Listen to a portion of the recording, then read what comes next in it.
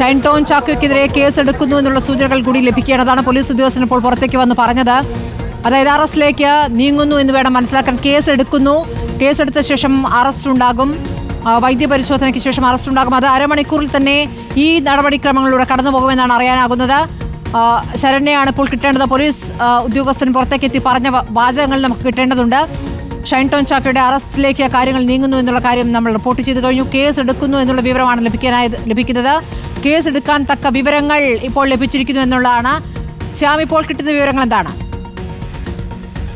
Shine Tom ചാക്കോയ്ക്കെതിരെ case register ചെയ്യാൻ ആവശ്യമായ തെളിവുകൾ പോലീസിന് ലഭിച്ചിട്ടുണ്ടെന്നാണ് നമ്മൾ മനസ്സിലാക്കുന്നത്. അതായത് NDPS നിയമത്തിന്റെ സെക്ഷൻ 29(1) അനുസരിച്ച് പ്രേരണാക്കുറ്റത്തിനോ ഗൂഢാലോചന കുറ്റത്തിനോ പ്രേരണാക്കുറ്റത്തിന് അല്ലെങ്കിൽ ഗൂഢാലോചന കുറ്റത്തിന് പോലീസ് കേസെടുക്കാനാണ് തീരുമാനിച്ചിരിക്കുന്നതെന്നാണ് നമുക്ക് മനസ്സിലാക്കുന്നത്.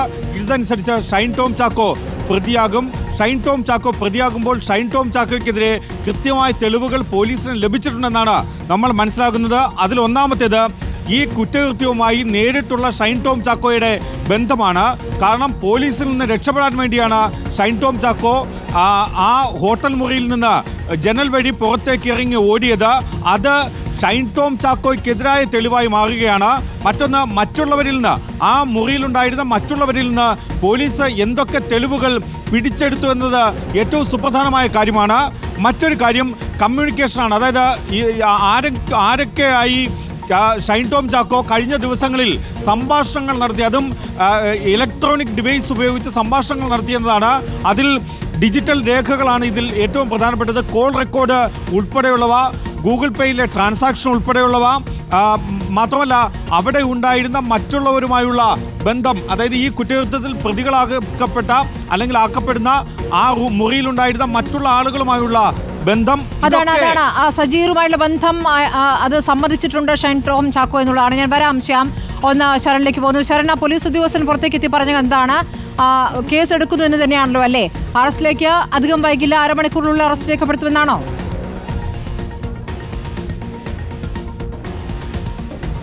സ്മൃതി, അരമണിക്കൂറിനകം തന്നെ അറസ്റ്റ് രേഖപ്പെടുത്തുമെന്നുള്ളതാണ് പോലീസ് പറയുന്നത്. നേരത്തെ Ernakulam central ACP C Jayakumar അദ്ദേഹം ചോദ്യം ചെയ്യലിന് ശേഷം പുറത്തേക്ക് വന്നിരുന്നു. പരസ്യമായി പ്രതികരിക്കുന്നില്ല എന്നുള്ളത് പറഞ്ഞു. പക്ഷേ അതിനപ്പുറം ചില നിർണായകമായിട്ടുള്ള വിവരങ്ങൾ കൈമാറിയിട്ടുണ്ടെന്നുള്ളതാണ് അദ്ദേഹം പ്രധാനമായും പറഞ്ഞിരിക്കുന്നത്. NDPS ആക്ട് 29 പ്രകാരം കേസ് എടുക്കുന്നുണ്ടെന്നുള്ളതാണ്. അരമണിക്കൂറിനകം തന്നെ ഷൈൻ്റെ അറസ്റ്റ് രേഖപ്പെടുത്തും. അതിനുശേഷം വൈദ്യപരിശോധനയ്ക്കായി കൊണ്ടുപോവുകയും ചെയ്യും. ഇതിലേറ്റവും പ്രധാന ഡ്രഗ് ഡീലറായിട്ടുള്ള കൊച്ചി നഗരത്തിലെ പ്രധാന ഡ്രഗീറിന് പരിചയമുണ്ടെന്നുള്ള മൊഴി ഷൈൻ നൽകിയിട്ടുണ്ടെന്നുള്ളതാണ്. ഇയാളുമായിട്ട് ഇടപാടുകൾ നടന്നിട്ടുണ്ടോ എന്നുള്ള കാര്യത്തിലടക്കം പരിശോധന പോലീസിന്റെ ഭാഗത്തു നിന്ന് ഉണ്ടായിരുന്നതാണ്. സ്വാഭാവികമായിട്ടും അതിനെ സംബന്ധിച്ച് എന്തൊക്കെയോ തെളിവുകൾ മനസ്സിലാക്കാൻ കഴിഞ്ഞിരിക്കുന്നത്. എന്തൊക്കെയാണ് തെളിവുകൾ എന്നുള്ള കാര്യത്തിലില്ല, പക്ഷേ തെളിവുകൾ ഉണ്ടെന്നുള്ളതാണ് പറയുന്നത്. ആ തെളിവുകളുടെ അടിസ്ഥാനത്തിൽ കൂടിയാണ് ഇപ്പോൾ 27, 29 പ്രകാരം കേസ് രജിസ്റ്റർ ചെയ്യുന്നത്. ആ കേസ് എടുത്തതിന് പിന്നാലെ തന്നെ ഇപ്പോൾ ഷൈൻ്റെ അറസ്റ്റ് നടപടികളിലേക്ക് കൂടി പോലീസ് കടക്കുകയാണ്. നേരത്തെ തന്നെ ഈ ചോദ്യം ചെയ്യൽ നടക്കുന്ന ഘട്ടത്തിൽ പ്രധാനപ്പെട്ട ചോദ്യം ചെയ്യൽ അത് 3 ACPമാരുടെ സാന്നിധ്യത്തിലാണ് നടന്നിരുന്നത്. അങ്ങനെ ചോദ്യം ചെയ്യൽ നടക്കുമ്പോൾ തന്നെ ഷൈൻ മൊഴി നൽകിയിരുന്നത് ഗുണ്ടകളാണെന്ന്, അതായത് ഈ ഡാൻസർ സംഘത്തെ കണ്ടപ്പോൾ ഗുണ്ടകളാണെന്ന് തെറ്റിദ്ധരിച്ചാണ് താൻ അവിടെ നിന്ന് ഇറങ്ങി ഓടിയെന്നുള്ളതാണ്. അപ്പോൾ സ്വാഭാവികമായിട്ടും അത് പോലീസ് പൂർണ്ണമായും വിശ്വാസത്തിൽ എടുത്തിരുന്നില്ല. അതിനുശേഷം അതിൽ ക്ലാരിറ്റി വരുത്താനുള്ള ചോദ്യം ചെയ്യൽ നടന്നു. അങ്ങനെ ചോദ്യം ചെയ്തപ്പോഴേക്കും കേസെടുത്തു എന്നുള്ള വിവരം ലഭിക്കുന്നു. ജാമ്യമില്ലാ കുറ്റം ചുമത്തി കേസെടുത്തു എന്നുള്ള വിവരം ലഭിക്കുന്നു. NDPS ആക്ട് 29(1) പ്രകാരം കേസെടുത്തു എന്നുള്ള വിവരം തന്നെയാണ് ലഭിക്കുന്നത്. സെക്ഷൻ 29(1) പ്രകാരം കേസെടുത്തു എന്നുള്ള വിവരമാണ് ലഭിക്കുന്നത്. അതാണ് നേരത്തെ പോലീസ് ഉദ്യോഗസ്ഥൻ പുറത്തു വന്ന് പറഞ്ഞത്. ശരൺ, കേസെടുത്തിരിക്കുന്നു എന്നല്ലേ മനസ്സിലാക്കുന്നത്? അറസ്റ്റിലേക്ക് അധികം വൈകില്ല.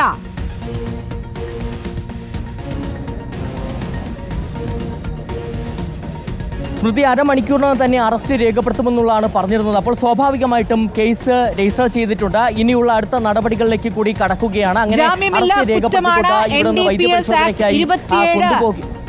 NDPS ആക്ട് 27, 29 പ്രകാരമാണ് കേസെടുത്തിരിക്കുന്നത്. ജാമ്യമില്ലാ കുറ്റം തന്നെയാണ്. ഗൂഢാലോചന ചുമത്തിയിരിക്കുന്നു. ഡ്രഗ് ഡീലറുമായുള്ള പരിചയം അത് ഷൈൻ സമ്മതിച്ചിരിക്കുന്നു അന്വേഷണ സംഘത്തോട്.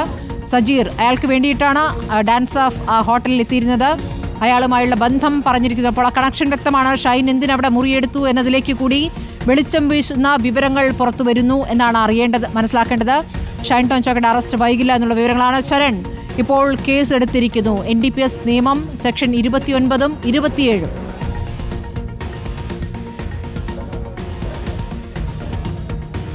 തീർച്ചയായും നേരത്തെ സൂചിപ്പിച്ചതുപോലെ തന്നെ അതായത് NDPS ആക്ട് 27, 29 പ്രകാരം കേസ് എടുക്കുമെന്നുള്ളത് പറഞ്ഞിട്ടാണ് SCP അകത്തേക്ക് പോരുന്നത്. കേസ് രജിസ്റ്റർ ചെയ്തിട്ടുണ്ട്. ഇനി അടുത്ത നടപടിയായിട്ട് അറസ്റ്റ് കൂടി രേഖപ്പെടുത്തും. അങ്ങനെ അറസ്റ്റ് രേഖപ്പെടുത്തിക്കൊണ്ടാണ് മെഡിക്കലിനായി കൊണ്ടുപോവുക. എന്തായാലും NDPS ആക്ട് 27, 29 എന്നിവ പരിശോധിക്കുമ്പോൾ നമുക്ക് മനസ്സിലാക്കാൻ കഴിയുന്നത് ജാമ്യമില്ല കുറ്റം തന്നെയാണ്. നേരത്തെ പോലീസ് പറഞ്ഞിരുന്നത് ഗൂഢാലോചന കുറ്റം ചുമത്താൻ കഴിയുമോ എന്നതിൽ പരിശോധനകൾ തുടരുന്നു എന്നുള്ളതാണ്. കൃത്യമായി തന്നെ നമ്മൾ റിപ്പോർട്ട് ചെയ്തിരുന്നതാണ്. NDPS ആക്ട് 29 ചുമത്തുന്നതിനെ കുറിച്ചുള്ള ആലോചനകൾ പോലീസ് ശക്തമാക്കിയിരുന്നു. സ്വാഭാവികമായിട്ടും അത്തരത്തിലൊരു കേസ് രജിസ്റ്റർ ചെയ്യുന്നതിന് മുന്നോടിയായിട്ട് അതിൻ്റെ നിയമവശങ്ങളൊക്കെ തന്നെ പരിശോധിക്കേണ്ടതുണ്ട്. അങ്ങനെ ആ നിയമവശങ്ങൾ അതിൻ്റെ പരിശോധന പൂർത്തിയായിക്കൊണ്ടാണ് ഇപ്പോൾ കേസ് രജിസ്റ്റർ ചെയ്തിരിക്കുന്നത്. ഷൈൻ ടോം ചാക്കോയ്ക്കെതിരെ ജാമ്യമില്ലാ വകുപ്പ് പ്രകാരം കേസെടുത്തിരിക്കുന്നു. NDPS ആക്ട് 27, 29 പ്രകാരമാണ് കേസ്.